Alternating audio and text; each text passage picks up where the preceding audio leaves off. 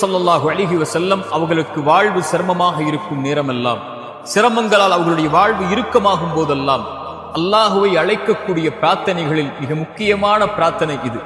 யா ஹய்யு யா கய்யூம், உயிருள்ளவனே நிலையானவனே, பிரஹ்மதிக அஸ்தகீது, உன் அருளை கொண்டு உன்னிடத்திலே உதவி தேடுகிறேன், உன் ரஹ்மத்தை கொண்டு உன்னிடத்திலே பாதுகாப்பை தேடுகிறேன் என்று அல்லாஹுடைய தூதர் ஸல்லல்லாஹு அலைஹி வஸல்லம் சொல்லுவார்கள். ஏன் அல்லாஹுடைய தூதர் தன்னுடைய சிரமமான நேரத்தில் அல்லாஹுவை அழைக்கும் போது அல் ஹை அல் கய்யூம், நீ உயிர் உள்ளவன் நிலையானவன் என்று அழைக்கிறார்கள் தெரியுமா? குர்ஆனில் அல்லாஹ் ரப்புல் ஆலமீன் அவனுடைய மகத்துவமிக்க வசனங்களாக பதியக்கூடிய வசனத்தில் ஒன்று ஆயத்துல் குர்சி. நாம் அறிந்தது. அந்த ஆயத்துல் குர்சியில் அல்லாஹ் அவனுடைய தன்மையில் மேன்மையான தன்மையை கொண்டுதான் அந்த வசனத்தை துவக்கம் செய்கிறான்.